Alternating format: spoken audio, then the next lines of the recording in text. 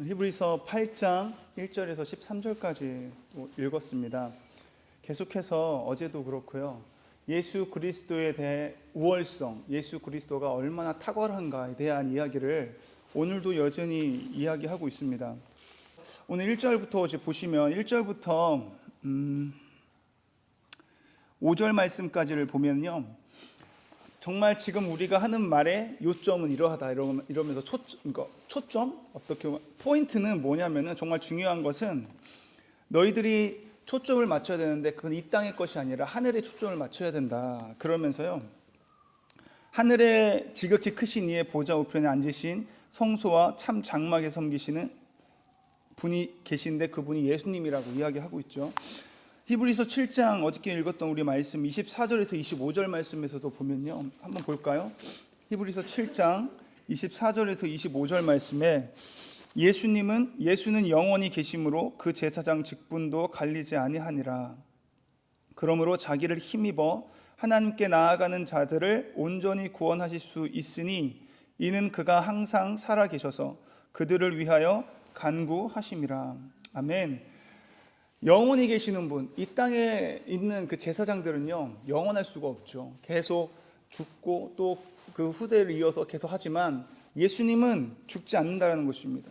예수님께서 우리를 위해서 단번에 십자가에서 죽으시고 우리를 위해서 그 보혈을 흘리시고 하늘에 계시는데 그 하늘에서도 지금도 우리를 위해서 항상 살아계셔서 간구하시는 주님이라고 말씀하고 있어요. 그래서 오늘 1절에서 6절 말씀이 그 주님이 우리가 바라봐야 할 진짜고 실제다. 그러면 이 땅의 것은 무엇이었냐? 모형이고 그림자였을 뿐이다 라는 것입니다. 그렇게 이야기해 주면서 6절 말씀에 그러나 이제 그는 더 아름다운 직분을 얻으셨으니 그는 더 좋은 약속으로 세우신 더 좋은 언약의 중보자시라. 우리에게 더 좋은 언약의 중보자시다. 이전의 말씀, 어제 말씀도 보면은요 그런 말을 하죠. 7장 22절에 이와 같이 예수는 더 좋은 언약의 보증이라. 또 그 전 말씀을 보면요 7장에서 더 좋은 소망이다 라고 계속 더 좋은 것이 있다, 더 좋은 것이 있는데 그것은 새 언약이라는 것을 이야기하고 있어요. 그래서 오늘도 계속 보면은 7절 말씀에 저 첫 언약이 무음하였더라면, 그러니까 첫 언약이 흠이 있었다라는 이야기죠. 흠이 있었기 때문에 두 번째 언약이 필요했던 거다. 둘째 것을 요구해야 된다. 그 둘째 것이 바로 새 언약을 이야기하는 거예요. 그래서 이 7장에 보면요, 7장 18절 말씀을 잠깐 보시면요, 그래서 이런 말씀을 하고 있어요. 7장 18절 말씀 보면은 전에 있던 계명은 옛 언약이죠. 첫 언약. 그 전에 있던 계명은 연약하고 무익함으로 패했다. 율법은 아무것도 온전하게 못하기 때문에 흠이 있다라는 거죠. 그래서 어제 말씀에 7장 28절을 보시면요, 7장 26절 보시면요, 이러한 대제사장은 우리에게 합당하다. 합당한 이유가 뭐냐면, 온전한 이유가 뭐냐면 거룩하고 악이 없고 더러움이 없고 죄인에게서 떠나 계시고 하늘보다 높이 되시니라. 그래서 주님이, 그러니까 옛 언약은 정말 흠이 있지만 두 번째 이제 새 언약은 흠이 없다. 새 언약은 중보자는 누구시냐? 예수 그리스도인데 그 예수 그리스도가 온전하시기 때문에 그 온전하시고 죄가 없으신 그분이 단번에 죽으심으로 인해서 이제 그 죄의 모든 문제를 해결해 주셨다 이것이죠. 이전에는 제사장이 드렸던 한계가 뭐냐면은 한 해 1년에 한 번씩 속죄제를 드리잖아요. 근데 그게 한 번 드리고 나서 그들이 또 죄를 안 지는 것이 또 죄를 지기 때문에 계속해서 해마다 그 양을 죽였죠. 22만 마리의 양을 죽였다고요. 그래서 그 기드론 시내가가 막 피 강물이 될 정도로 그렇게 해마다 드렸던 그 피를 흘렸던 그 제사가 이제는 드리지 않아도 된다라는 거죠. 단번에 주님께서 보혈을 흘림으로 말미암아 제사를 지냈기 때문에, 우리의 죄를 위한 제사를 지었기 때문에, 그래서 더 좋은 언약의 보증자다, 더 좋은 언약의 중보자다 이렇게 이야기하면서 그 피가 그 짐승들의, 양과 염소, 소들의 그 피보다 더 귀하잖아요. 비교할 수 없잖아요. 더 좋은 예수 그리스도가 흘린 그 보혈이 있기 때문에, 단번에 흘리신 그 피로 말미암아 우리가 죄의 문제를 해결받았다. 그 이야기를 하고 있는 거죠. 그러면서 새 언약에 대해서 이제 8절부터 오늘 13절까지 새 언약에 대해서는 이야기를 합니다. 8절에 보면요, 그들의 잘못을 지적하여 말씀하시되 주께서 이르시되 볼지어다 날이 이르리니 내가 이스라엘 집과 유다 집과 더불어 새 언약을 맺으리라. 또 주께서 이르시기를 이 언약은 내가 그들의 열조의 손을 잡고 애굽 땅에서 인도하여던 내던 날에 그들과 맺은 언약과 같지 아니하다. 그들과 맺은 언약과 다르다는, 그들과 맺은 언약은 뭐예요? 첫 계명, 그 첫 언약이라는 거죠. 새 언약과는 비교할 수 없다, 다르다. 이제 주님이 주시는 새 언약이 있는데 그 언약은 어떤 것인지 이제 10절에 보면 또 설명을 자세히 해주고 있는데요. 또 주께서 이르시되 그 날 후에 내가 이스라엘 집과 맺을 언약, 그 새 언약을 이야기하는 것입니다. 맺을 언약은 이것이니 내 법을 그들의 생각에 두고 그들의 마음에 이것을 기록하리라. 나는 그들에게 하나님이 되고 그들은 내게 백성이 되리라. 아멘. 지금 또 주께서 이 오늘 핵심 구절입니다. 10절 말씀이 너무나 중요한 말씀인데 이 말씀이 히브리서 10장 16절에도 동일하게 이제 나오거든요. 이 새 언약에 대한 설명을 너무나 자세히 이제 해주고 있어요. 또 주께서 이르시되 그날 후라고 했는데요.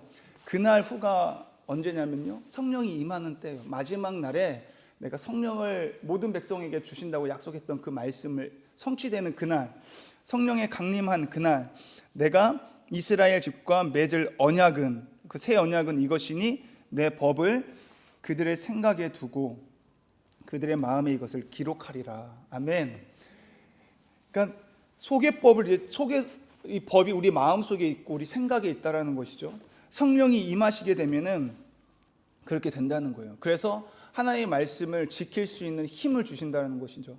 오늘 말씀에 성령이라는 이야기는 없지만 그날 후라는 이것이 가르쳐 주는 것이 성령이 강림하고 성령이 임했을 때 너희 자녀들은 예언할 것이고 너희 청년들은 환상을 보고 아비들은 꿈을 꾼다는 그 말씀이 성취되온 그날, 그 하나님의 말씀, 하나님 법, 하나님 말씀이 우리 생각에 있고 마음에 항상 있게 된다는 거예요.